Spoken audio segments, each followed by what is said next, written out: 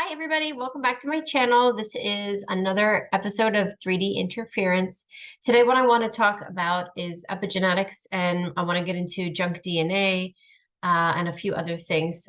So let's get right into it. So epigenetics. Epigenetics is very interesting, and there's so much more to our genes than we can physically see through genetic codes in our actual DNA, because there's a whole other aspect of that lineage that we carry, which is where epigenetics comes through, which is our energetic codes and imprints, and our ability to carry forward in other lifetimes limiting beliefs, and these imprints of illnesses and etc. So as we evolve and as we go through different lifetimes, different periods of time in different bodies, you don't even need to be within the same lineage. It's just humanity at large, just human beings as a group. It doesn't matter where you live in the world, or what demographic you're within, or if you're African American or you're Native American, doesn't matter. It's all about the humanity, epigenetics that is a collective. It's a collective energy that we carry through, and there's imprints because we all come from source. We all are fractals of light. We are God. God is with us, within us. We are God. We are all fractals of light, of the same source of energy. And we fractal off to have our own unique consciousness, our own experience. And what we choose to do with that is defined within our free will. So we can have many lifetimes, millions, in fact, of experiences all over the galaxies. And we carry our spiritual blueprint, kind of like our spiritual blueprint, a fingerprint rather, like we have, that's no two are alike. So every one of us has fingerprints that are unique to us in this life, in this body. We have a similar spiritual blueprint that is unique to every single soul fractal out there that exists. And we travel around through the cosmos, and we have these life experiences, which are happening in essence parallel, all happening at the same time. Only in this 3D, this third density, do we have this time matrix that exists within us that holds us to this barrier, in fact, of time, this illusion of time, which is a whole 3D interference of itself. But that aspect ties us and anchors us to this belief system that we are, in fact, just us living in this life, when many people don't believe in reincarnation, let alone a soul or anything beyond that. And we are attached to this notion that, everything is happening in real time and that's it, nothing else. When in reality, in fact, all the other versions of ourselves are happening parallel, all at the same time. And I've talked about this in interviews for years now, and I spoke about it a little bit in previous books, and I go into it more in the current book, Starseeds and the Great Awakening. And what I explain a little bit more in depth and more in detail as I've evolved to understand a little bit more, is that as we evolve as a collective, we are becoming more aware of those other versions of ourselves, and the veil is becoming more thin. And as 3D is breaking down, and we are, bursting through into a higher density and into a higher dimension, that which connects us to these other parallel versions of ourself are starting to shine through, and people are having these bleed through memories or knowings or dreams, all of these variations that connects you to another version of yourself. And people think, oh, it's a dream, I made it up, but in reality, it's another life, another version of you that you are tapping into. So there are a lot of changes, and I think that is good validation that we as a collective are making a difference. More and more people are awakening every single day. And as that occurs, our vibration goes up and our frequency shifts, our density changes individually. And then as a whole, collectively, we start to change the collective density. And there's so many layers to it. And when that occurs, we are breaking down the matrix. That's why every person truly does matter. And people think, oh, I'm just one person. What could I possibly do? I don't have any family. I don't relate to anybody. I'm here by myself in my corner, in my space of the world. How can I actually be making a difference?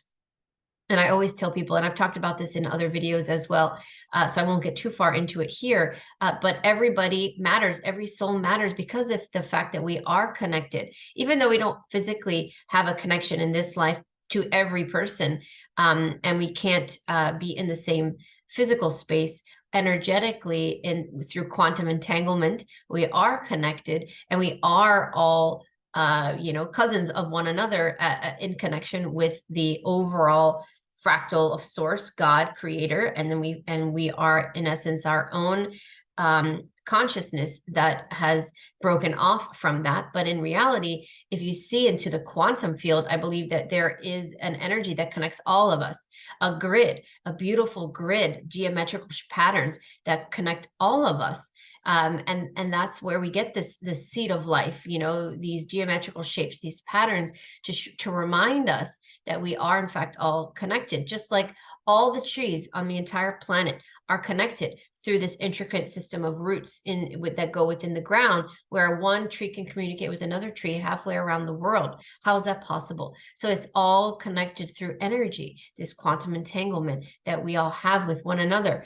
And so I think that's why a lot of us are experiencing these bleed throughs and these knowings. And as we awaken one person at a time, imagine that root within that intricate system of the trees that I mentioned activating, and then that one root might have been a missing link to connect another root to another root, and so on. So your light is very significant in the overall picture, in the grand kind of awakening that we're experiencing, the evolution of humans on this planet, because that's what we're focused on right here in the now.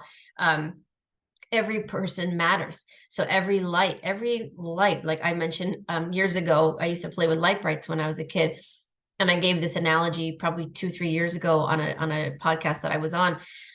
I said, it's like a light bright. All these lights are turning on all over the world, and they seem kind of scattered and indifferent to one another in the beginning because they're so far apart. But as we look now, and in hindsight, I'm sure even today versus yesterday and 3 months ago, and even years ago when I first mentioned that, it's probably exponentially brighter because each one of those light brights represents a human soul, a consciousness that is part of the whole, that is connected. And as we awaken, our light brights, and then the whole picture is illuminated. So as starseeds, as those that are awakened and awakening and continue to awaken, because it's ever evolving. So no one ever awakens completely. Otherwise, you just merge back in with source and then probably fractal off again and try a whole new reality and a whole new consciousness. And so as we bond together and unify, which is why the law of one is so relevant right now, when you take aside religion and all of these other factors that are here to divide us, which is what this whole 3D interference series is about. And the purpose of it is for me to softly awaken people to the idea of, okay, these are all the things that this reality is doing to convince us that we are separate of one another.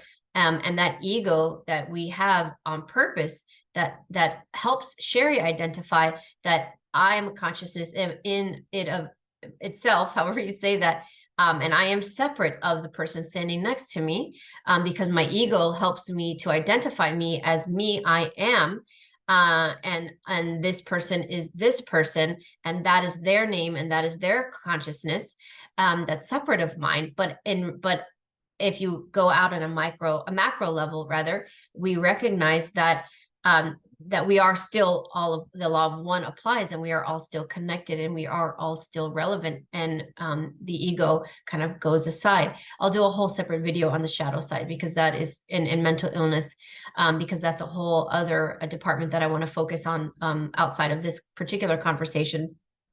But that has a huge factor in our separation, in taking over our shadow side, so that our ego is very prominent. We have this very egocentric society that we've had for many thousands and thousands of years, which is how the matrix has thrived. But now, as each one of us awakens and our light it turns on, it activates, and then it gets stronger and stronger and stronger and stronger. As we do that, we realize, we look around everyone around us like they're not the enemy. And in fact, they are our friend. And how can we work together and not worry about the fact that maybe we in the past were two different religions or two different belief systems or whatever it may have been that divided us. Now we are much stronger in our ability to recognize that my individual experience may have pushed me down a path that this particular person wasn't resonating with, but neither are right or wrong. They're just, this soul chose to have those experiences and those variables and those sets of experiences and setbacks and challenges, etc. And the person next to me chose a different set, and they, just because they're different doesn't make either one of them right or wrong. And I think as people are evolving, they are starting to see this. And I'm including myself. And I've been very honest about the fact that I hated people growing up because of the experiences that I had. And I was bitter. And I was that person that looked at everyone like the enemy. So it's taken me probably, admittedly, 18 years, because it really started, the journey truly started for me when my son was born, my first son, and he's now 18, and I'm still changing, and I'm still having my aha moments and my epiphanies that ground me back and bring me back and center, and I center myself, and I say, oh, I'm going back into old habits again, and I am triggered in some way, and then I work on it, I process it, and then I move forward from that. So we're all still evolving constantly. It never stops. But I'm admittedly saying that I was once that person that was operating from a level of consciousness that was in more ego, and not because I had a high ego. It was never that. I guess more for me, it was the shadow side, the anger and the resentment that I had towards others for what they did to me or what they didn't do to me or how they hurt me. And now I look at it differently. I recognize they were all experiences that helped me evolve in some way, and I've worked through it and I've processed them. So getting back to epigenetics, I have a point. So I've gone on this long-winded explanation, but what I've just explained is essence the epigenetics. That's the aspect of ourselves, our energetic evolution and our soul's evolution. And when you combine that with the physical and the genetics of the human species as it has evolved, and you merge the two together, because I think that's what the Ascension is about, it's about us remembering or activating that knowing within us that there are two parts to us, really more. It's multidimensional, it's more than two. But to make it simplified, we have the physical and the non-physical. And that's where I believe religion has strayed us over the generations, and that's part of 3D interference as well. They create divide any way they can and make us feel less empowered by giving our power away to false saviors, false prophets, false everything, so that we don't recognize the light within ourselves, our own superpower, that we have everything we need within us. It's dormant, it's not activated at that moment, and they do everything they can to make sure we remain in that vibration of selfless what's the word I'm trying to think of, as not selfless, as I guess vulnerable, or there's a word that it's not coming to me right now. But once we lose that connection and our knowing, when we are less empowered and we give our power away and we're in search of the answers from someone outside of ourselves, and God is not a part of us, we have to find God and we have to sacrifice, and we're sinners and all of these things. It's perpetually keeping us in this submissive energy of, gosh, we are not good enough, and we have to constantly do better, when in reality we are perfect as we are as a soul network. We just come in here to learn we have these experiences to learn things from them, and if you look at it at a macro level, it's much more clear. And the perception, I think, is one of the biggest challenges on this planet. I've talked about it so many times. It's so hard because our perception changes based on our consciousness and how evolved we are and where we are in frequency and vibration. And it can make us look at a situation much more different than we would have and we would have perceived it in another vibrational state years prior, or everything is changing based on how we perceive things, and our perception changes based on our knowing and our connection to our divine self, and recognizing that we are all connected. So epigenetics is quite quite multidimensional, but I wanted to talk about it today with regard to the 3D interference aspect of it. You know, what do they do to us to make us trigger and continue the cellular response of dis-ease and chronic illness throughout our genetic line, as well as limited beliefs, fears, and phobias? That's the part I want to talk about today, because it does come through and it is stored in our cellular blueprint, and our makeup that we do pass on from generation to generation, and we do receive imprints from our parents and our genetic line of our ancestors in this particular energy grid, which is our ancestry, earth ancestry, not our soul ancestry, because that is so far beyond this time and space, and it's a little bit too confusing when you try to tie the two together. So if we focus just on humans and our lineage here, then we can think, okay, what has my ancestry passed on to me over hundreds and hundreds of years, or different cycles, different eras of time, that have created generalized phobias or illnesses within the genetic makeup of that line? Why does cancer keep popping up for all of the women in this particular generational timeline? Why does mental illness pop up? Why does XYZ? Why do these things keep popping up? Why do these phobias keep popping up? Why do these particular personality traits keep popping up? And that is epigenetics. That is our these rotations, these revolutions of lifetimes, and these cycles of repetition, that it's just these imprints are carried through the cellular memory. So it's in our cells, but it's also energetically imprinted. So it's multi-layered.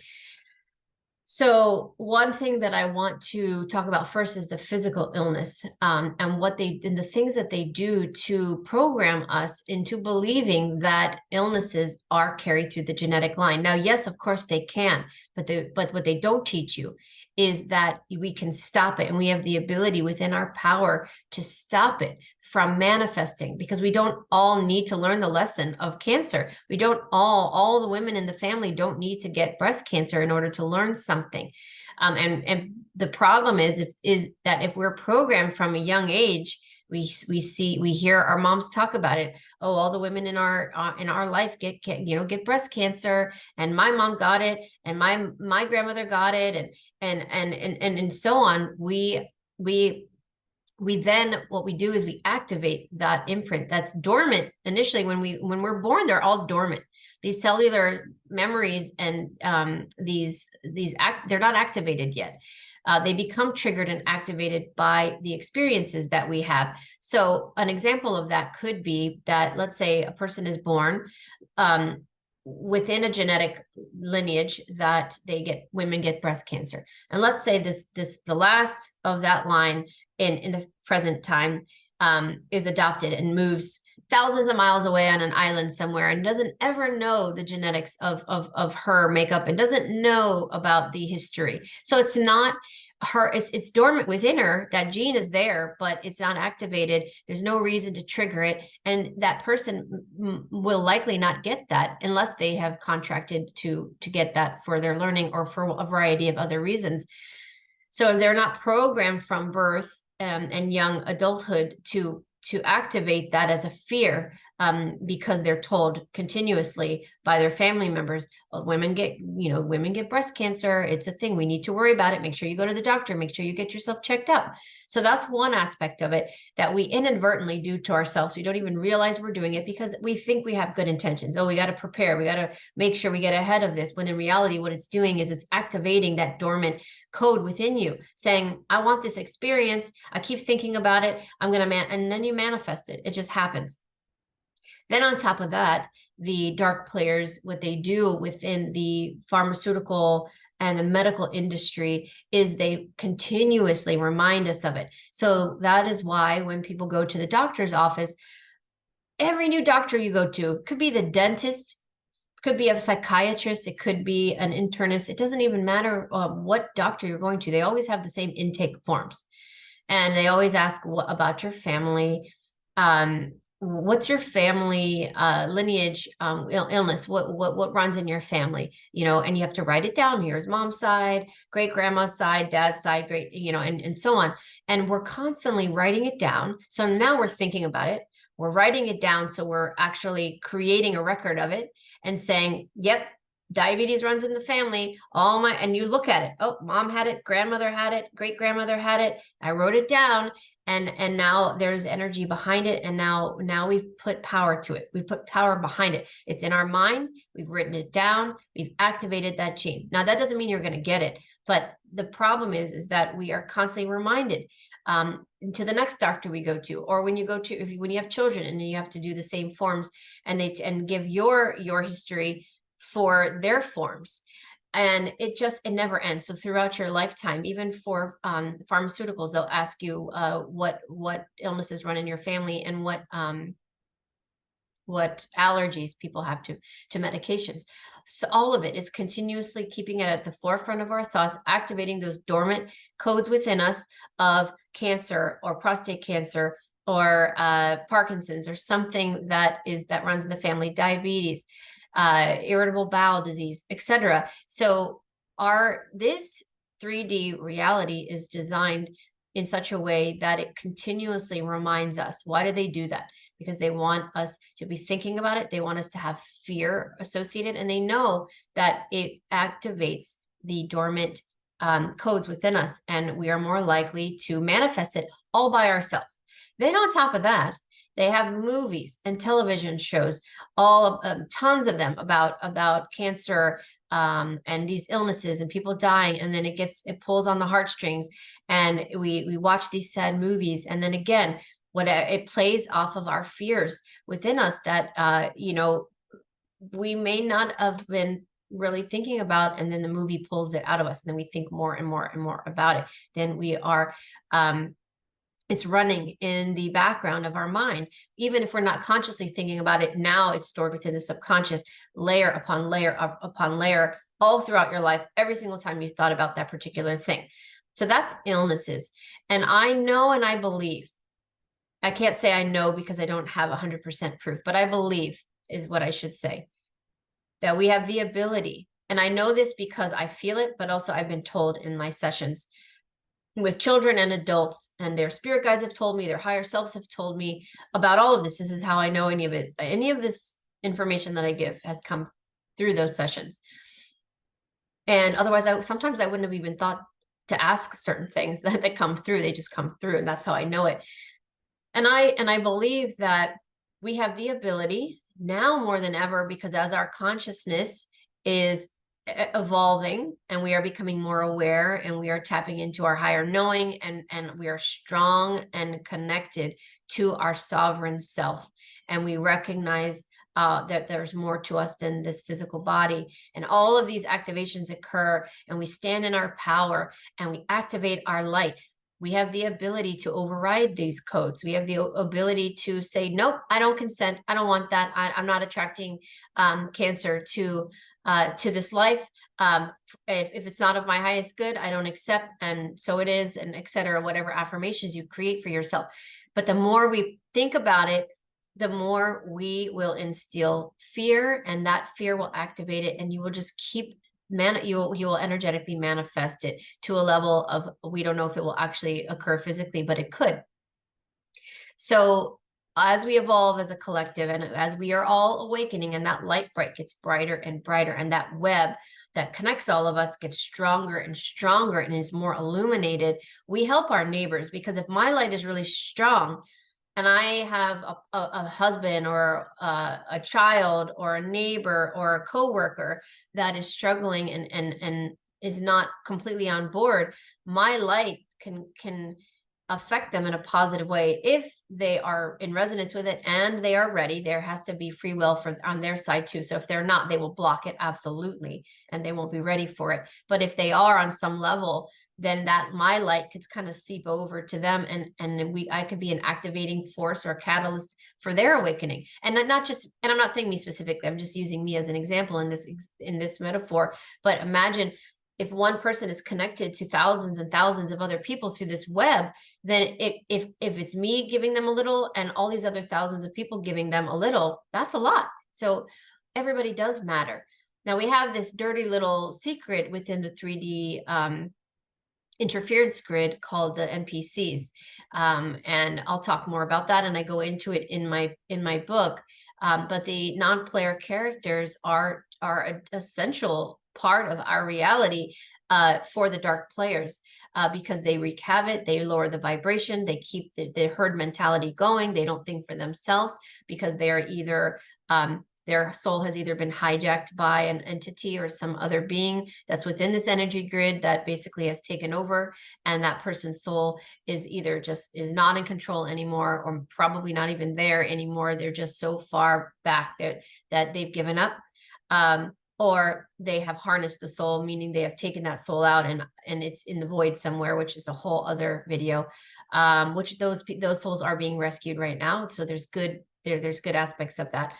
And then that soul is that vessel is completely taken over, and then we have the hive mind controlling it. There are also the clones. I mean, there's so many layers to NPCs, it's not even funny. And I think there's layers upon layers that we don't even understand or fully are aware of. So depending on what NPC they are and how they originate, the harsh fact or reality is they're not connected to the light grid that we're connected to. So they are there to perpetually keep us down and push the narratives, like I talk about in the woke agenda in that video that if you haven't watched, I recommend you go back and watch that one, because I go into more in detail about how the woke agenda is pushed by these NPCs. And of course, people who are programmed. So not everybody that's programmed is an NPC, by the way. So I don't want to confuse people. So, you might have a very programmed mother or father or brother or sister in your family, or even your spouse. Doesn't mean they're an NPC. Okay, NPCs, you look at them and there's nothing there. There is a void. They have no compassion. They walk around like they're robots. There's not, like, it's like an empty, I mean, it really feels like an empty vessel. So those that are empaths, or those that are at least aware enough, they can tell something is off.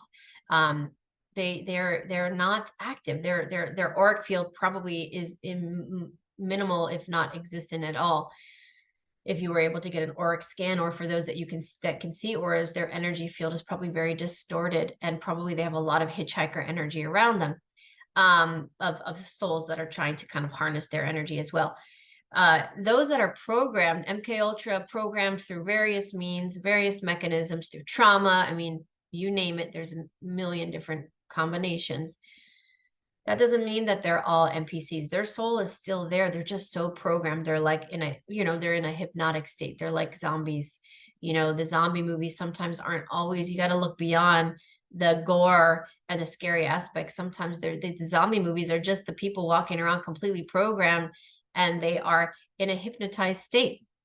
They're hypnotized. They're not fully present. The soul's still there, but they're not in control. The soul is not in control because they're just in this state of hypnosis. So they're not necessarily NPCs. So I want to make sure I'm clear about that, so people aren't thinking that their family members are all NPCs because they're not awake. That's not true. Anyways, back to my point of the epigenetics. So we have all of these limiting beliefs, fears, phobias, and illnesses that can be passed through the genetic lineage, also the soul lineage, based on what's happening in our other parallel realities, and also passed down from generation to generation in a specific lineage. But I am here to tell you that I believe that we have the ability to stop it now, especially now more than ever, by raising our consciousness, grounding, centering, balancing, recognizing that we are the superheroes. The movies had us focus on the superheroes in the movies, and I've said this a million times, so I won't say it too much more, so that we believe that could never be us, and we are again programmed to praise or worship. Oh, I wish I could be Superman. I wish I could be Wonder Woman, etc. And then they do that to our children, and our children wish that they could be them, and then they forget that they are them. We all have limitless potential. It's just a matter of where you are and your path, and what are you able to activate in this moment in your journey. All of us have the ability, every single one of us, unless you're an NPC, unless you're hijacked, all of us that are part of the light grid that I talk about, this collective consciousness, all have limitless potential of telekinesis, telepathy, healing, record keepers, gatekeepers, all of it. We all have the ability to do it all. It's just a matter of when are we able to open that level of consciousness up, and are we being protected from something? And this happens a lot. Not everybody is blocked by entities and negative things. Sometimes the soul is choosing to leave that area, that aspect of your gifts, your spiritual gifts, dormant on purpose to protect you. That's a whole other video, and I've talked about this many times in other videos, so those of you that have been watching me for a while know exactly what I've talking about. I've said it in many interviews prior to this as well. But I want to get into junk DNA, because I think that the scientists in the past have studied it all wrong. And we have all these geneticists that are trying to figure out why we have these sequences of DNA that are clearly there for a reason. They have a significance. They can see them, that they don't have any, they're not activated. They're not doing anything. Why are they there? So we have called this junk DNA for a long time, a long period of time. And what I learned through my sessions over the years, repeatedly, over and over, hearing it in different ways, I truly believe that the way to, well, first of all, it's the spiritual side of us. It's that multidimensionality. So it's not really the physical genetics that are not being activated. It's our senses, our spiritual and psychic gifts. Those are the codes that are dormant right now. And the good news about that is the only one that can activate it is yourself. We have the ability to activate our own junk DNA through our consciousness. So as we become higher density, as we become more confident and empowered and recognize our sovereignty and fight for it, not physically, but through our will and our standing up for ourselves and becoming the lion and moving away from the sheep and the herd mentality and sticking up for yourself and fighting for your rights with using intelligence, but also unity and working together and a combination of things as opposed to fighting, then we have the ability to make great change, and we can activate our own junk DNA. I don't even like to say junk DNA because it's so wrong, but this DNA, this dormant DNA within us is what makes us multidimensional. It's what they have purposely turned off, and they keep it turned off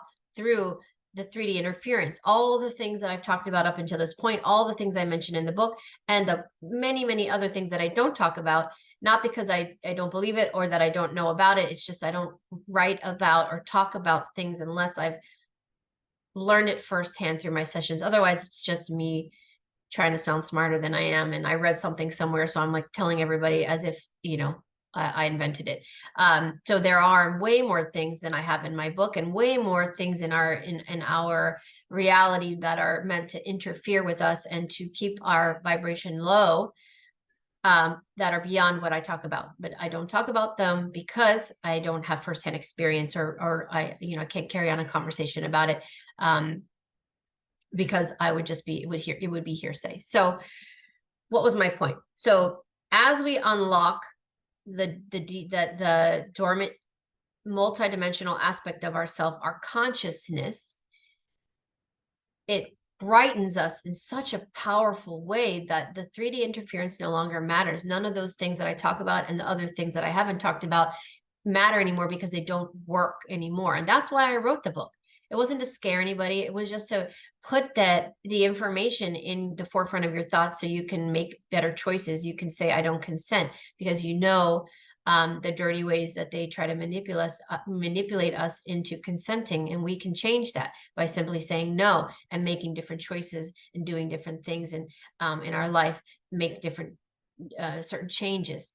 And so the junk DNA, or the dormant spiritual blueprint, in essence, that's what it is, becomes illuminated, and our density shifts. I believe that the junk DNA, the dormant DNA, is what accelerates us or elevates us to another density. And I think that there's multiple layers to it. So when we go beyond the third density into the fourth density of healing and into the fifth density, where we're all aiming for as a collective right now to anchor us in, where we go beyond that is there's infinite potential, and that has to do with us continually activating that dormant spiritual blueprint, that DNA. And the good news is, as we do that, those imprints and those cellular triggers and the cellular memory and the fears and the phobias, they all implode with that. They go away. They are, not only do they not become activated anymore, they just they transmute, and they become illuminated, and then they shift into something else, something that is more beneficial for us, that is an activator, as opposed to a deactivator. So, people talk about the pineal gland a lot, and I talk about that in the book as well. But what I have been shown, and what I believe is even more powerful than that, because the pineal gland is the kind of the pathway to the soul, to that higher aspect of us, that fractal light that makes me and my higher self and my higher consciousness. It's very important. It's that window to the soul. But what the dark players are interested in, of course, is to deactivate that pineal and keep it closed so that that pathway is not open to us. But also, our cerebral spinal fluid is a lot more important than people realize, which is why there's a lot of movies that depict the cerebral spinal fluid being extracted and studied, and what they do with it. And it's not just for genetics. It's not just for stem cells. I mean, what it's for, or what I have been told, is that the the cerebral spinal fluid is the only physical part of us, of the physical. It's the only physical aspect of us, our soul, that carries the spiritual blueprint within it, in the physical sense. It's the only physical aspect of consciousness. I'm not saying this very well. So we have the blood is very important, and it holds a lot of data, and it's really significant to our physical body. But then we also, and it is liquid, and all the liquid within our body, of course, is important, and it shifts and changes based on our frequency, and can be altered in many different ways. But the cerebral spinal fluid is a physical aspect of our consciousness, if there is such a thing. It holds so much more data energetically and our spiritual blueprint, than any other component of our physical body, our blood, our organs, muscles. Nothing holds the data like the cerebral spinal fluid does.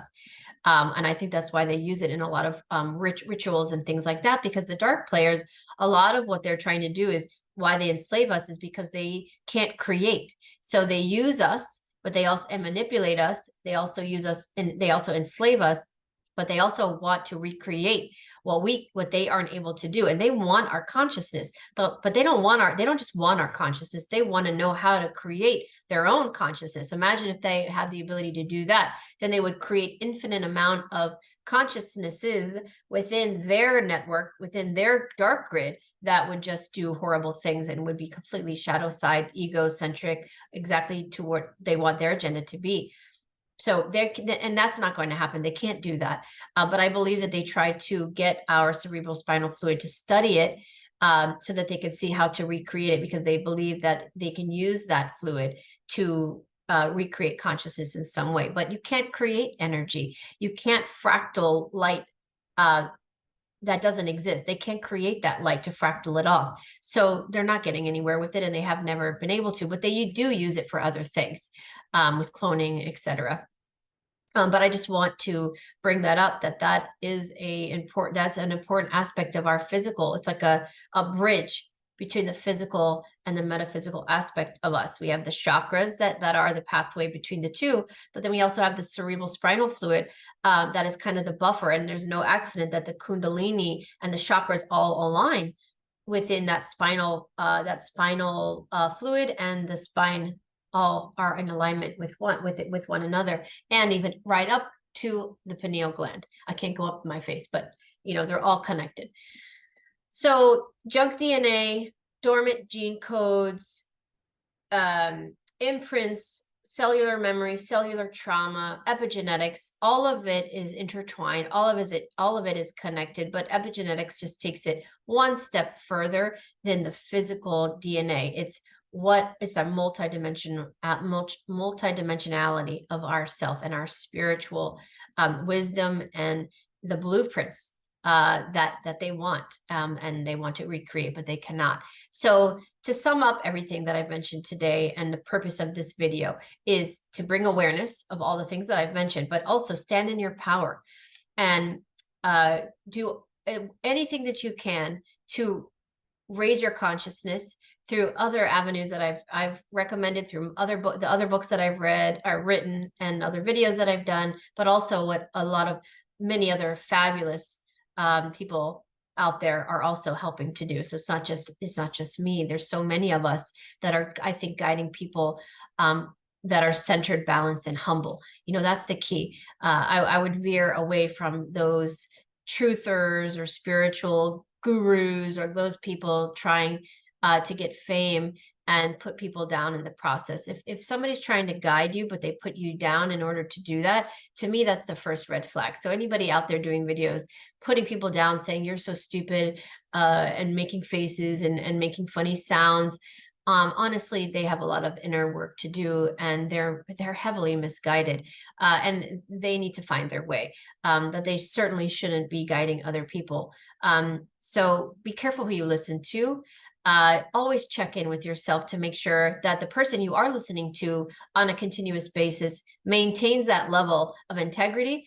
And if they ever stop, then you stop listening to them, because you have to continuously check in with yourself and make sure, and that discernment is key. And I think that discernment is part of the epigenetics. As we evolve, our discernment becomes stronger as part of our junk DNA activates, and that spiritual side of us flourishes, and we'll just know. People will just know. There will be no lying anymore, because people will just be able to be like, all right, I know you're not telling the truth, like children do today. They can tell when people are lying because they have the ability to tap into a level of consciousness that hasn't been programmed yet.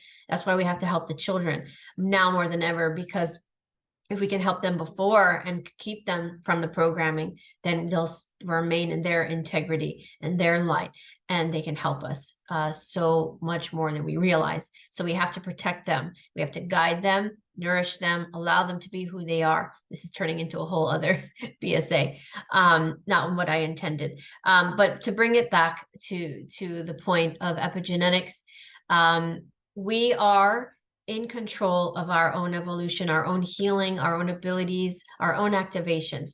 Yes, there are great people out there, including myself, that go and I teach classes, and I do sessions, and I do meditations, and there are others out there doing that. It's great to have help. That's part of the unity. That's part of the oneness. That's part of the collaboration. So we need that. And there's no shame in getting help. I have people that I go to for help as well. But we have to remember that we put time and effort into ourselves and our own growth without the help from others. So we take that information and that help from those people that have helped it guide you. And then you reflect back and say, okay, now what can I do with that information? How can I move forward, and become more empowered, and more and stand strong and firm in the decisions that I make? And perhaps these phobias that I have nothing to do with me and this life right now, and I do not consent to it anymore. I do not consent to these limiting beliefs. I release that. You have the power. Everything, the golden rule, the last thing I'll say today, the golden rule in our ability to activate that dormant DNA, to raise in consciousness, to raise in density, is our intention. The golden rule is to be clear in your intentions, stand firm in your intention. And that's it. If you believe it, it will be. So if you believe you're going to get cancer, well, by golly, you probably will, because you keep thinking it, you keep writing it down, you're consenting to it. But if you say, I don't consent, and that's it, you're no conversation. My intention is, I don't need that. I say that sometimes. If I have an irrational thought, I'll say to myself, no, I don't need that lesson, universe, thank you. whatever it is. And my intention is strong. And I'm firm about it, and I repeat it, and I make sure to check in with myself and make sure that I still resonate with that. And we're all evolving, and we're ever changing. And that's really important. So only I know what I need, and only you know what you need. Only I know the powers that are within me. And only you know the powers that are within you and what you're ready for in any given moment, as compared to me, because we're not competing with each other, because there are millions of people that could watch this video that I could learn from. There are many of you watching this video that I could teach me something amazing that I don't know. And my gift to you is that I am teaching you something that I have learned and I know right now that can help and benefit you. But we have to get out of this ego of only I know and you listen to me. We all have to help each other like a community. So I help you with this energy exchange, and then you help me in some other way. And that's how we move forward as a collective in unity consciousness, as opposed to competition-based war, greed, fighting. We need to get out of that. But it really starts with us individually checking ourselves, healing, forgiving, cut the cords between you and that person that you just can't forgive, because you're only holding yourself to that vibration that keeps you connected to them, and you'll never heal from that. So forgive, stand in your power and your knowing, ground, connect, go outside, and take power in what you activate within you. So those dormant codes only become activated if you allow them. And so it is, and nothing else is, and I don't accept anything else. So I hope that this video is helpful for you today in this series of 3D interference. If you haven't already received my book, I highly recommend it. It's available on Amazon as well as Barnes & Noble. Again, it's called Starseeds and the Great, I have it here, Starseeds and the Great Awakening. I appreciate your support. I appreciate everybody leaving comments on these videos, thanking me. It helps me, one, tell that you want me to continue with them and you're enjoying them and learning something, so I'm not just wasting my time. And it's well received, because to me that's the energy exchange. That's what I get back. That's the energy that you give back to me that keeps me going. So we have an equal energy exchange with that. So it helps me. So like the videos, share them with your friends that are open to it. And this is how we build communities, and this is how we support each other. So thank you for all of you that are doing that and continue to do that. I appreciate you. I have gratitude for all of you. And I wish only the best for all of you. And until next time, I'll see you guys really soon. Bye, everybody.